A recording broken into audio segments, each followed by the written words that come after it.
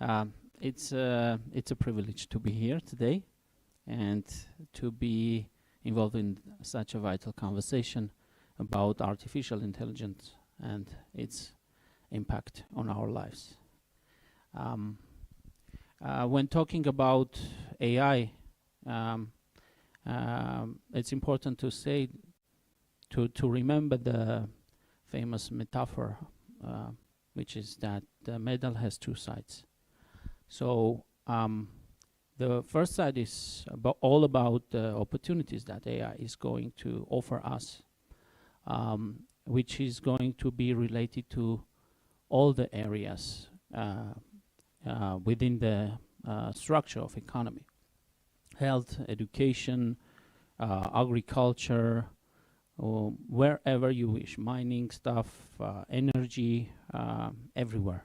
So it's going to offer us new solutions that is going to make our lives easier. That's obvious, of course. So here, the government of Armenia, we are putting and uniting our efforts to use the maximum potential of AI. But this is the first side of a medal, because you were asking how to somehow balance the powers in the region, which was not only about the political and economic side, it was also about the military stuff in your question. So here we are facing the second side of the medal. So here we have some fears, and it's important to speak about the issue of weaponizing AI, which is quite popular nowadays in many countries, in many platforms, such discussions, that we must be very careful when speaking about weaponizing AI. Of course, it's very attractive from one hand, but from the other side, there are many risks and challenges that AI technologies are going to bring with them for the humanity here. So this is why, starting from the last part of your question, I can say that Armenia is very much involved in many agendas and topics related to the application of the regulation of AI. So we are engaged in many topics regarding this regulation stuff of AI, because we have the feeling of responsibility not only towards us. We today there, and especially it's important to speak about the not allowing the monopoly of AI in one group's hand. We can realize which risks it will have. It will bring and create for us, which challenges. So this is why we are involved in such platforms concerning this regulation part. And this means that the legislative work we are going to do, we are going to initiate in cooperation with international partners. So it's an important stuff that the government is focused on nowadays. But from the other hand, as I already mentioned, it's all about the opportunities especially for the economic development for our country, which is going to support the political leadership to implement its projects, programs. So here that we are putting our more and more efforts to use the maximum potential of artificial intelligence. For reaching our goals, there are three main directions that Armenian government is following: the human capital, the human talents, where we are putting a lot of investments, because it's all about the new job specializations, new specifications. Here we are going to put more investments. It's about the infrastructure and data.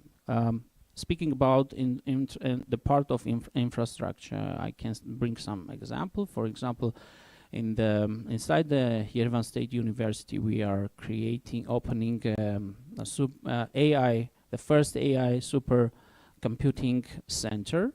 We are starting with 72 GPUs, and we are dreaming of having more and more in the future. We are in active discussions with our international partners, with many huge corporations.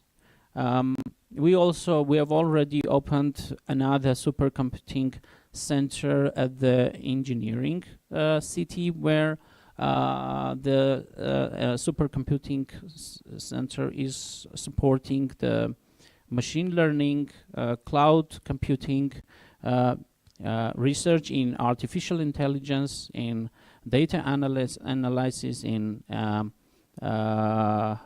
astrophysics, in quantum physics, in bioinformatics. So again, those are examples that Armenian government is putting a lot of resources and investments.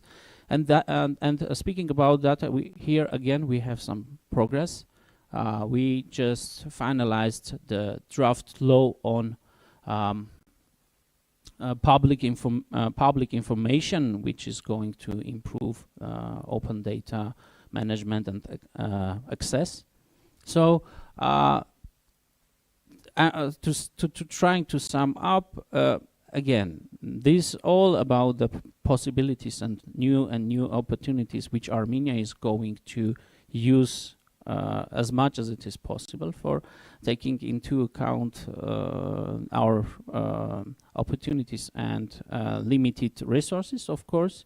But the second is all about the challenges, because speaking about labor market challenges, yes, it's challenging. The fear of job displacement is quite real. And it's quite real, even if for the IT sector, which is quite advanced in Armenia, it's real for basic coding, for monitoring, for system maintenance. There are many risks for this kind of IT specialists. We do realize it, but here we are suggesting to use the helicopter view to maybe to go deeper in the context to get the answers to these questions. And to us it's simple. It's not only just a simple let's say elimination of job. It's coming to redefine them. It's definitely is going to reshape all the economy in the structure and the logic of economy, but it's also, we are following them, and it's a reality. And the government of Armenia and the many corporations, in the high-tech industry, they are reskilling, upskilling workforce in Armenia, to ensuring ourselves that our people, our society is ready for the new, for the future technologies. And it's very important to ensure ourselves that the society of Armenia is not going just to become a participant in these processes, but the leaders of the new technologies, AI future. So, but the second thing, just finalizing and trying to sum up, is that Armenia, logically, we are very much.